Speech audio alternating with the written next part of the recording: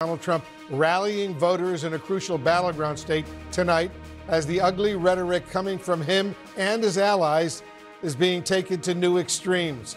And that's giving new fuel to Kamala Harris, who is now seizing on the divisive message at Trump's event in New York City's famed Madison Square Garden last night. CNN's Eva McKend is standing by at a Harris event in Ann Arbor, Michigan. But first, let's go to CNN's Kristen Holmes. She's at tonight's Trump rally in Atlanta.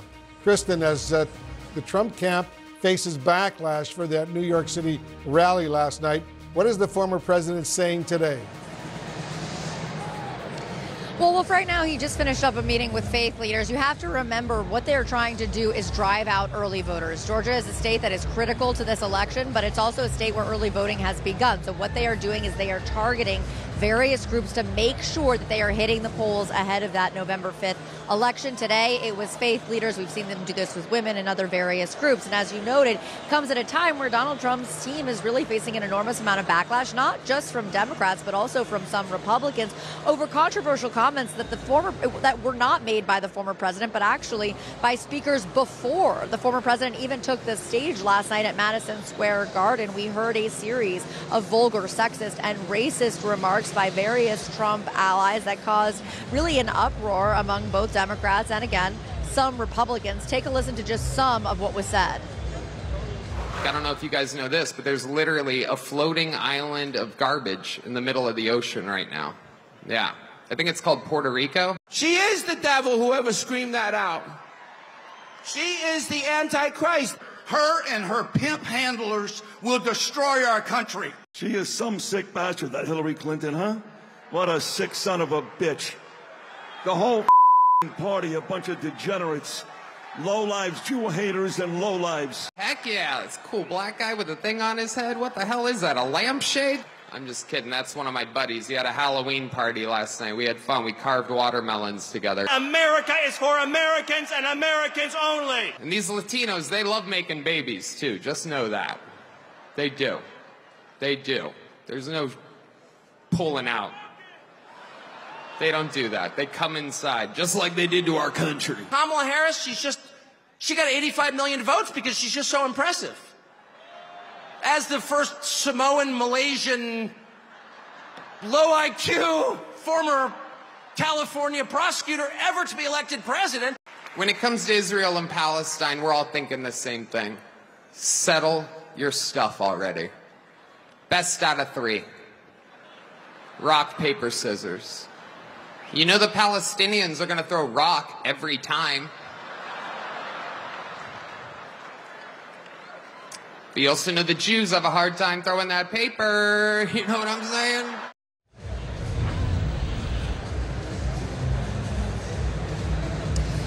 And Wolf, that person you heard there at the top of that soundbite was a comedian who actually opened up the entire segment there, the entire rally.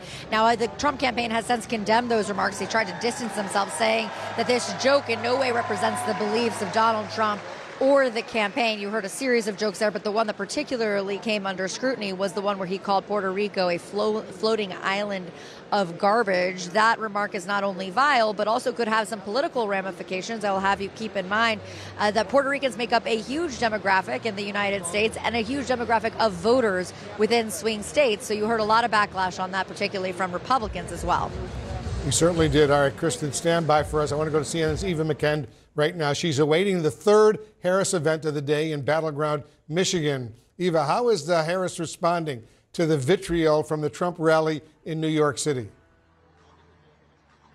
Wolf, this entire episode lends itself to an argument that the vice president has long made, that the former president lacks the character required to return to the White House, that he surrounds himself with problematic people, and that he's more concerned about his own grievances than the everyday concerns of Americans. Take a listen. Donald Trump's event in Madison Square Garden really highlighted a point that I've been making throughout this campaign.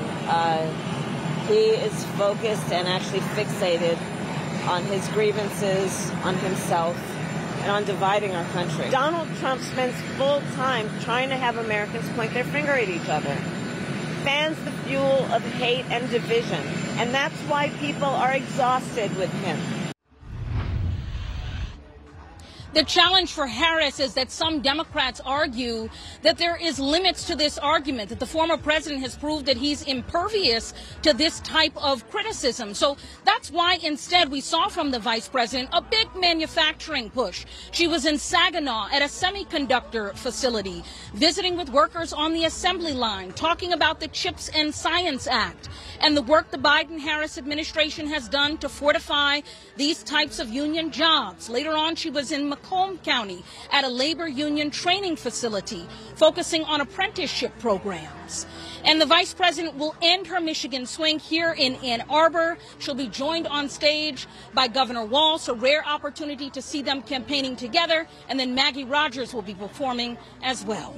Wolf. All right, thanks very much, Eva McKend and Kristen Holmes. Appreciate it very much. I want to get some more on the breaking news. Our political experts are here with me in the Situation Room. Mr. Michael Singleton, hearing those vile, racist, pretty hateful remarks at that Madison Square Garden rally last night that Trump organized and his people held, was the rhetoric that we heard, and it was awful rhetoric, was it acceptable to the Republican presidential nominee? Let me answer this as a strategist. So I'm looking at a state like Pennsylvania, a critical battleground state where we know there are 465,000 plus Puerto Rican voters.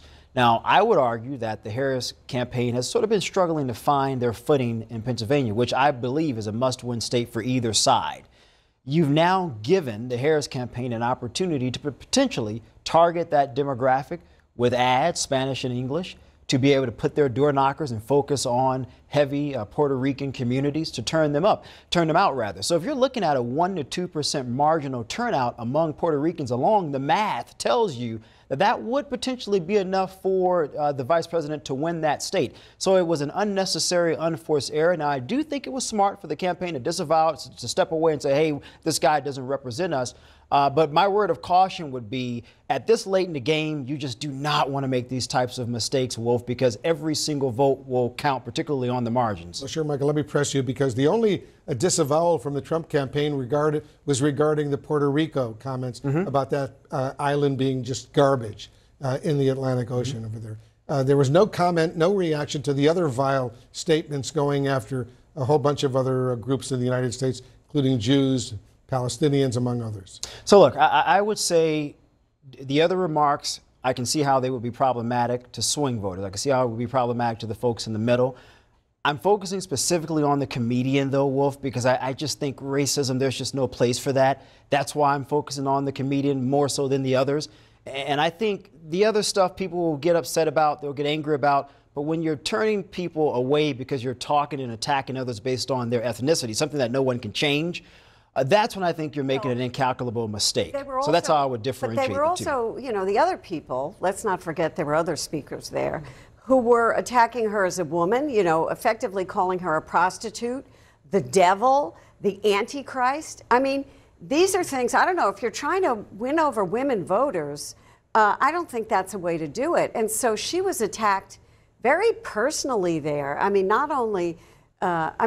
it's just hard to imagine that a campaign wouldn't vet these things and say, wait a minute, that's not what we want to do. And I think they did vet it. I just think that they were okay with it. They were expecting people, because holistically they have, time and time again, Trump has said really offensive things, and his acolytes have said really offensive things, and it has not changed his, polling numbers amongst Republican voters. He's not trying to expand to women. He's proven that time and time again. To talk about Kamala Harris as somebody who has pimp handlers, we know what that means. There is not anything that we have to uncover there. They said exactly what they meant. This is the same party that has gone after her for dating history. This is the same party that has tried to drudge up misogynistic commentary about sexual past, which may or may not be true. Nobody knows. But it is not something that should be even a part of this political discussion. I don't care who you dated 40 years ago. That does not matter. What we have is somebody who is fine digging his heels in on racism, on misogyny, on anti-Semitism, on Islamophobia. He dug everything possible in 8 days before the election and decided to do it and was fine doing so and only stepped away from one thing. That, not to mention all of the other people who got up there and said ridiculous things. That is not the America we should live in. It's not the America or the future of America we should envision. And what we saw last night was akin to a KKK rally. I'm sorry. Well, how did they choose these speakers? I mean, this is the question. How did they choose this comedian who has a history? Well, he wasn't very funny. He wasn't funny at all. Who has a history of disparaging Asians, for example. How did they pick this fellow and say, you know, we think he'd be right at this political rally? This is your closing argument? And this tells us something about their values. Again, in terms of strategy, I'm not certain of a strategist in this country right now with significant experience on presidential races, considering how close this race will be, 1-2% can make a difference in a state, would advise something like that. Right. The statements are out there. There's nothing you can do at this point. So the best thing the campaign can do strategically is to try to distance themselves as much as they can. We're back with our 2024 lead, and in just moments, Vice President Kamala Harris is set to speak in crucial battleground Michigan, while Donald Trump is preparing for a rally in a different battleground, Georgia, at the top of the hour. My panel of political experts are back. We were talking earlier about Trump's rally last night in New York City. Today, Trump's running mate, Senator J.D. Vance, addressed the backlash, to quote, jokes, unquote, made by comedian Tony Hinchcliffe. Take a listen. I haven't seen the joke. You know, maybe it's a stupid racist joke, as you said. Maybe it's not. I haven't seen it. I'm not going to comment on the specifics of the joke. But I think that we have to stop getting so offended at every little thing in the United States of America. I'm so over it. What do you make of that? It's the best spin they can come up with, I guess. You know, but again, like 3 weeks ago, J.D. Vance was appalled and shocked and offended by Governor Gretchen Whitmer doing that weird communion thing with a Dorito. Yeah, they say it wasn't actually communion. It was based on a TikTok trend. Right. It was another jokey thing that he found great offense with. This is the problem. And this is why a lot of people just hate political fights. Is that people get very offended when it's their side in trouble and say lighten up when it's the other side. And it's a nonsense argument. It was political. It was just basic political malpractice to have that comedian go do that stuff. They knew who he was. It's like Aesopian. You knew the scorpion's going to sting. They knew he was going to do that kind of shtick. And apparently, there's just a bunch of people somewhere, like in a control room somewhere, plotting messaging, and it's like Beavis and Butthead. And they just giggle at this kind of stuff, and they think it works for them. Well, there is clearly an audience for it. And I remind people that if you go through the checklist of what makes an authoritarian, 40% of Americans like what that is. This is not something that is new or comes from nowhere. Plenty of people who have survived as minorities or even thrived as minorities in the United States are keenly aware of where the racism exists. It's the openness. It's the fact that it's a massive stadium that changes the tenor and tone. And I will say this about comedy. It's also understood that comedians are meant to challenge power and punch up, not down. That's part of what makes this entire situation not funny and just deeply real about the direction our country is going. I just think comedians are supposed to be funny. I don't know about I don't know about challenging power. But even look, there's obviously a long tradition of edgy insult comedians in the United States. This is not the first one to make racial jokes. I'm not defending them. I'm just saying. But why have him open for a presidential campaign rally 8 days before the election? Well, and that is the question. I mean, you're 8 days out. I think most of the metrics show that you're either slightly ahead or you're in a dead race tie. This is not the time, especially when you have many in some media circles and obviously in opposition that is looking for any kind of opening, because the only thing they have is grievance, so they have to find it. And you just gave it to them with a guy that was, even if you censored it and even if you took the jokes out, all it takes is one ad-lib joke, and here we go again. So it's no surprise that the final days of the campaign are going to be spent mostly in these 7 states. Trump's in Georgia. Harris is in Michigan. Harris also made several stops in Pennsylvania, specifically in my hometown of Philly on Sunday. This is what she had to say while talking to voters. And victory runs through Philly, it runs through Pennsylvania. You all have been doing such extraordinary work, and truly the path to victory runs through Philly, and it runs through Pennsylvania, and it runs through all of you. I like the hot mic moment better than that. But do you agree whoever takes Philly, whoever takes Pennsylvania is going to win? That's what everyone says, that Pennsylvania is sort of the big prize, right, for either campaign. And so I think she's very smart to be talking to people in Philly, but clearly that's not the only place that she's going. But here I think is the important part about what she's doing. She's talking to voters about what they care about. She's talking to voters about economics. She's talking to women voters about reproductive rights. She's talking to them about solving their problems. She's talking to them about her to-do list while Donald Trump has an enemies list. And I just want to say one thing about the joke. Everyone seems to be focused on the joke, and we all know why. We talked about this at the last panel. incredibly offensive. But it wasn't just that one joke, Jake. There were a lot of There jokes. were other Yeah. speakers in that rally. Didn't seem to be joking to me. They called Hillary Clinton the B word. They alluded to Kamala Harris like she was a whore. They talked about Latinos as being breeders in a horrifically offensive sexual context. This is what Donald Trump rallies do. This is what their people believe. This is what his allies and his surrogates talk about. And I get that they want to tie down their base, but that in no way, from a strategic standpoint, is going to add to the voters that they need. It's going to alienate women, Latinos, minorities, other people, the people that he needs to add in order to win. That was just something that is going to shoo them away. Danny Freeman is out front in Philadelphia. And Danny, I know you've had a chance today to be just talking to voters in the immediate aftermath of that to get their reaction. What are they telling you? Aaron, quite frankly, we spoke to a lot of Puerto Ricans here in Philadelphia today, and they told me that they're mad, they're frustrated. Many of them told me that they took these remarks personally. And listen, Aaron, we're in a Democratic city speaking with a normally Democratic coalition, so it's not that surprising we'd find some outrage. But I was surprised at the level of outrage that we really did see, because we spoke to not only Democrats, we also spoke to an undecided Puerto Rican voter, also a Puerto Rican voter who already voted for Trump, and they told me their frustration with these remarks was palpable as well. Vice President Harris's campaign wasted little time Monday morning. They did us a favor. They woke up. They woke up. They woke us up. They woke us up. Assembling a host of Puerto Rican surrogates in Philadelphia. I hope that people are as angry and they turn that anger into vote. Pennsylvania has more than 480,000 residents of Puerto Rican descent, according to 2022 data from the U.S. Census Bureau. That's the most out of any of the battleground states. And the Philadelphia metro area is among the top regions with Puerto Ricans outside of New York and Florida. Philadelphia City Council member and Harris supporter Ketsi Lozada knew she had to speak up after last night. I think that what folks don't realize is that when Puerto Ricans get angry, we turn into action mode very quickly. Around Philly's largely Puerto Rican Fairhill neighborhood, voters we spoke with had heard the comments. Él no sabe lo que está hablando. Puerto Rico es una isla bella. Puerto Rico es... He doesn't know what he's talking about. Puerto Rico is a beautiful island. 32-year-old Christian Hernandez is voting for the first time this year for Vice President Harris. The Trump rally remarks only solidified his vote. You think Puerto Ricans heard those words from last night? Yeah, for sure. A lot of Boricuas, they're mad and disappointed. Marcos Pagan didn't like the comments at all. When you hear stuff like Puerto Rico is a floating island of garbage, what goes through your mind? To be honest, I feel disrespected because he doesn't know what we go through. You know, we've been through a lot. But Marcos still is not sure who he's voting for. When you hear comments like that, does that change your perspective about who you might vote for? No.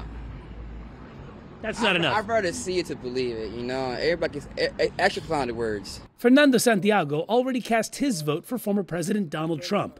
But now he and his whole family are mad about last night's remarks. What did you think about him calling Puerto Rico a floating island of trash? That's messed up because that's my island, you know.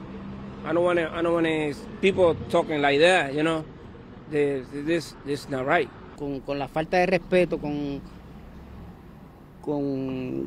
la actitud de ellos, no van a llegar lejos. Porque en verdad, I think he's not going to go far because of this lack of respect towards Puerto Ricans. Exactamente.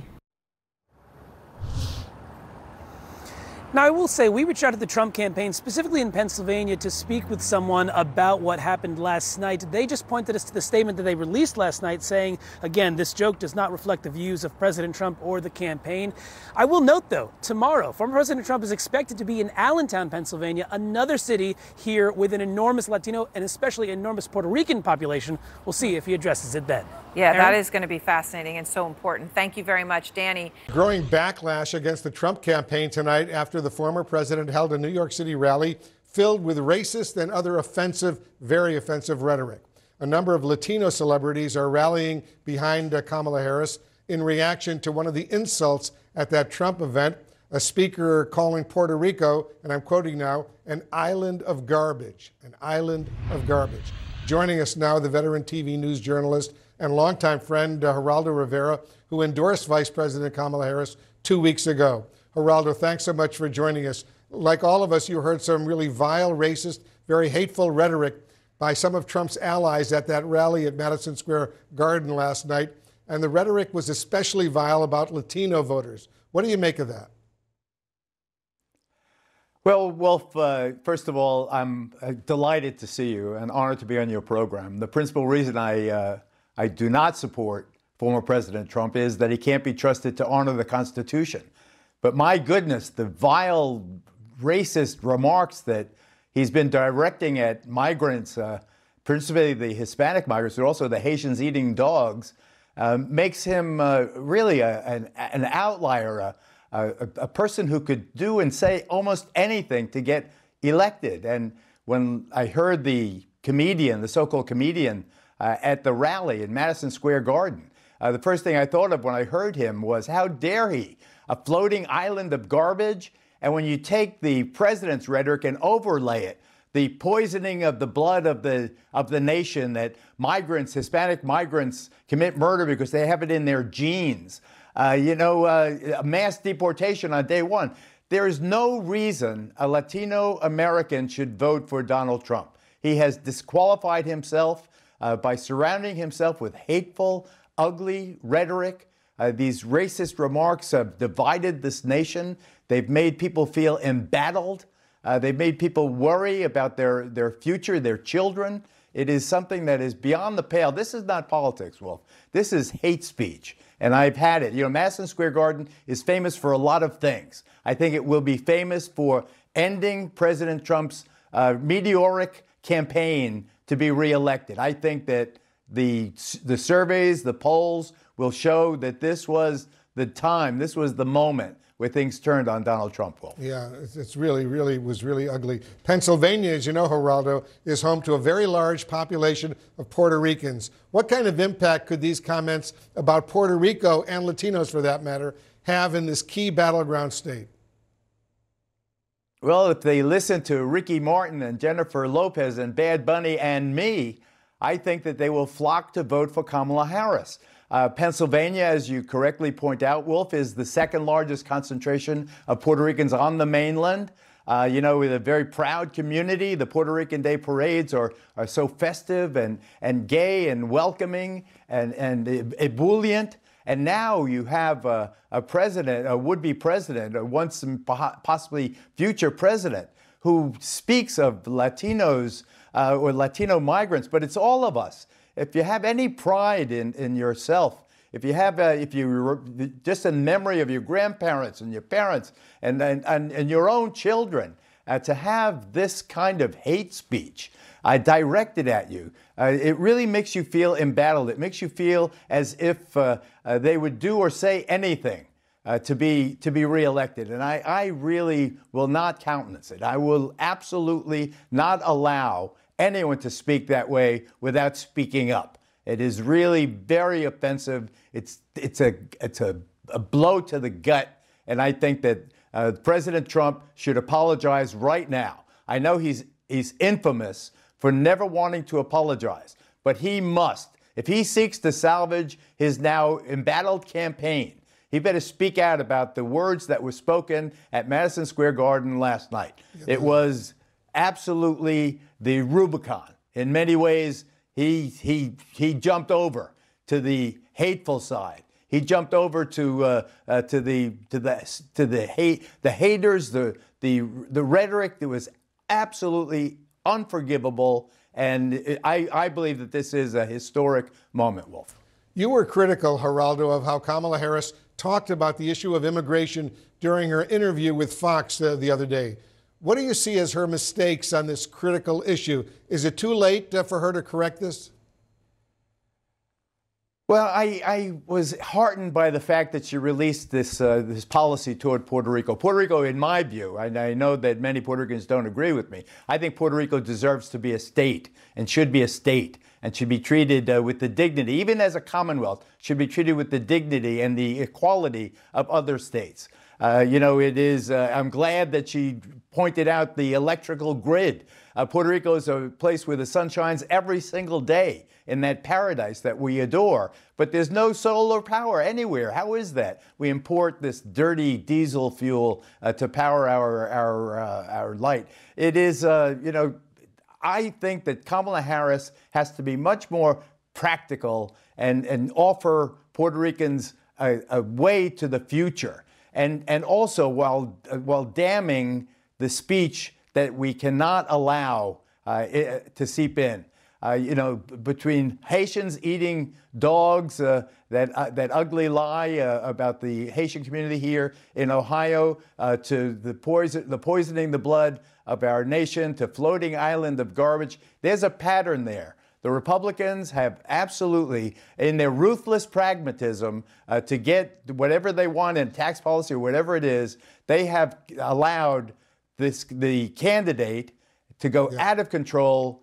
and to break the boundaries of what is normal, ordinary, prudent, reasonable politics. Like you, Geraldo, I love Puerto Rico as well. Geraldo Rivera, thank you very, very much. Joining us now, Luis Miranda Jr. He's on the Latino Victory Fund board. He's consulted for several successful Democratic campaigns.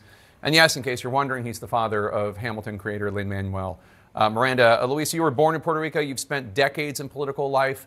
Do you think that what we heard last night at Madison Square Garden will move the needle at all? Because to be completely candid here, Donald Trump is doing pretty well at attracting Latino voters. Well, that premise is just not true. When you think about Bush, that got 42% of the vote when he ran, and how the Republican Party has been getting less and less Latino. The thing is that it's a big deal in the media that there are Latinos who are supporting Trump. Usually around 25 to 30% of Latinos will vote for the Republican Party anyway. But what is upsetting to many of us, it's that no matter how many times this guy has insulted Latinos in general, Puerto Ricans in particular, the fact that he withheld aid that Congress had approved when Hurricane Maria hit Puerto Rico, those are the real issues that people should also be concerned about. Yesterday, it's just the icing in the cake. It's the last statement from the campaign that we are an island of garbage. So many of us are already voting in Pennsylvania. Many of us have spent time. And I think that the argument gets stronger now because this is an insult that appeals to the heart, to who we are and how we get insulted and stepped on time and time and time over by Donald Trump and his people. Yeah, and for the record, I've been to Puerto Rico. It's a beautiful, beautiful country. You talked about how Puerto Ricans will vote, or not Puerto Ricans necessarily, Latinos will vote 25, 30% for a Republican no matter what. A CNN poll that we did just last week suggested that 54% of Latino voters are going to choose Kamala Harris. 37% say they're going to choose Donald Trump. That's more than the 30% you said. This is a poll. These aren't votes. That could change, but that would be only a 17 percentage point gap. President Biden won Latino voters by 33 points in 2020. Hillary Clinton won Latino voters and still lost the election by 38 points, at least according to these polls. Why do you think she's lagging behind where Biden and Clinton were? Both Clinton and Biden were very well known by the Latino community. I'll tell you more. Hillary Clinton won the Cuban vote, which is a vote that usually goes Republican. These are people who work year after year with the Latino community, and Latino people knew who they were and where they stood on the issue. I think that the vice president had done a remarkable job in the last 7 weeks to explain to all of us who she is, where she stands. It's really remarkable that yesterday, as we're being insulted, we Puerto Ricans, in the Trump rally, unrelated, the vice president was putting out a plan of how to treat Puerto Rico. This is so profound that the commissioner resident in Puerto Rico, Jennifer Gonzalez, who is running for governor of Puerto Rico, her campaign will be impacted because she's a big Trump supporter. So the campaign has spent the entire day here and in Puerto Rico doing some cleaning up, but it's important to clean the garbage that this fellow talked about on behalf of the campaign. Yeah, like I said, Puerto Rico is a beautiful territory. I think I misspoke and called it a country. It's a territory of the United States, of course. Luis Miranda Jr., thank you so much for coming on